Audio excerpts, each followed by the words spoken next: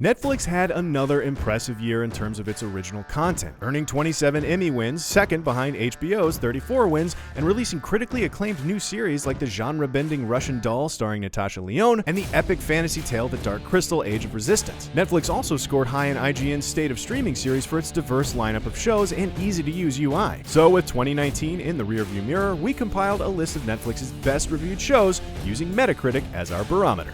Oh, I wish my mom was a sex guru. So, why don't you start by telling me your earliest memory of your scrotum? Trust me, you don't. This teen dramedy centers on Otis Thompson, an awkward high school virgin who lives with his overbearing mother, Jean. Judy Berman from Time magazine says, populated by multi-dimensional characters with sympathetic problems, the show embodies and espouses some of TV's most progressive views on sex. Collider's Allison Keene says sex education is just as much about the triumphs, the times things do go right, and the consequences of emotional vulnerability that ultimately make it a happy and satisfying watch. What is it you really want? Ice cream. And justice. The Ladies in Orange returned in 2019 for the final season of Orange is the New Black, with plenty of new and familiar faces to bolster its impressive ensemble. Orange is the New Black is the last of Netflix's startup originals, so it feels bittersweet to say goodbye to such an iconic franchise for the streamer. IGN's Matt Fowler says, sometimes hilarious, often devastating, and always ready to shine a light on humanity's grand societal failings, Orange is the New Black leaves us with a last ride full of closure and chaos. The Hollywood Reporter's Dan Feinberg says, the closing run of 13 episodes is the most focused season in years, a steady reminder of how smartly political, energetically funny, and devastatingly dramatic this show could be. He tied my hands. He said if I screamed, he'd kill me. In this gritty crime drama, teenager Marie Adler's sexual assault claim comes into question when the people closest to her begin to doubt her story. The Daily Beast's Kevin Fallon says it's a thrilling, searing, and most of all rage-inducing telling of negligence, institutional misogyny, and victim injustice. Paste's Allison Shoemaker says the performances from Colette, Weaver, and Dever are uniformly excellent, with Dever equally parts devastating and subtle. Frankly, the entire cast, and McDonald in particular, does terrific work, but the series belongs to those three. Tell me, who's the one you want more than anything? Manson. I'll get you Manson. Prolific filmmaker David Fincher returns with a memorable second season of Mindhunter, featuring another round of stories centered on FBI's behavioral science unit, as they encounter some of history's most infamous serial killers. IGN's Jesse Shadeen says this new season effectively dramatizes an infamous series of killings, even as it lends fascinating insight into the minds of infamous serial killers and the men and women who hunt them for a living. IndieWire's Ben Travers says, while fully utilizing David Fincher's icy aesthetic and featuring just enough creepy prison visits to satiate expectations, Mindhunter makes a lot of savvy changes in Season 2. What is the darkening? Behold.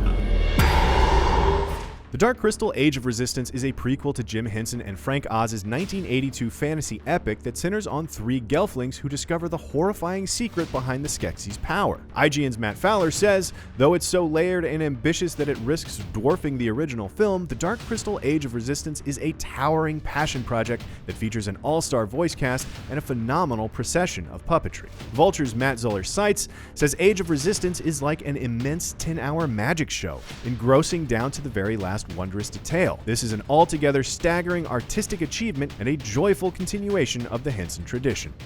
On days like today, ask yourself, in the time I've been on the throne, what have I actually achieved? The royal family returns to Netflix for a third season of The Crown, featuring an excellent new cast led by Olivia Colman as Queen Elizabeth II. IGN's David Griffin says, The Crown Season 3 may have some new faces, but showrunner Peter Morgan's compelling narrative about the ups and downs of House Windsor remains strong. The Los Angeles Times' Lorraine Lee says, sweeping historical significance aside, it's the intimate internal battles that make this season just as riveting as, if not stronger, than the last two. You watch him grow, and you start to think you did a good job. And then one night, you look away.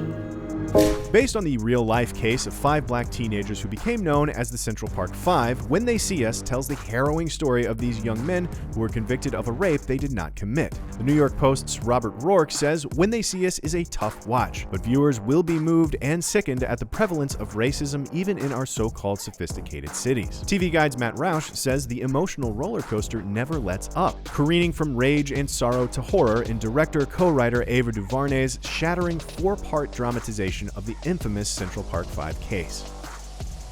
The whales take in great mouthfuls of water, trapping the krill on sieves of hairy bristles that line their jaws. Joining forces with the people behind the award-winning Planet Earth series, Our Planet is a visually captivating and informative look at nature hosted by Sir David Attenborough. Vanity Fair's Sonia Saraya says, "A painfully beautiful 8-hour experience, bewitching in its loveliness and diversity even as it agitates relentlessly for human action against climate change." Collider's Allison Keene says, "Do absolutely watch this brilliant and educational series on the biggest TV you can, but do not lose sight of the fact that this isn't just about entertainment. It is not historical documentation and hopefully never will be. It is a vital, living reminder of the extraordinary beauty of our world as well as a desperate call to action." Sweet birthday, baby! What was I just doing? What? What do you mean? I'm out of here. In Russian Doll, Natasha Lyonne's Nadia is doomed to repeat the same night over and over again. The Boston Globe's Matthew Gilbert says the elements in Russian Doll may sound somewhat familiar, particularly the Groundhog Day repetitions, but they are all combined to form something that is both fresh and revelatory. IGN's Alicia Lutz says Russian Doll is Netflix at its best. With 8 tight, well-crafted episodes, each clocking in at less than 30 minutes, the series is a heady, addictive binge that avoids the bloat of other streaming shows and delights with its many subversions of tropes and expectations. Today sucks. The story of my life is that I never get anything nice. You'd think that I'd learn to adjust my expectations by now.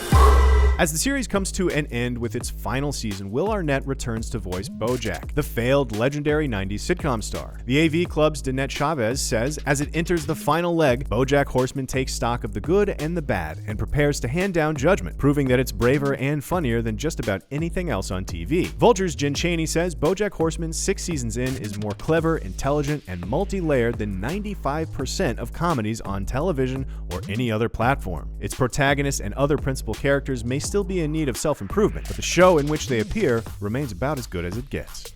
What do you think about these picks? Do they deserve the Metacritic love? Check out our reviews of Netflix as a streaming platform and what we thought of The Witcher. And for all your year-end list needs, be sure to subscribe to IGN wherever you like to watch.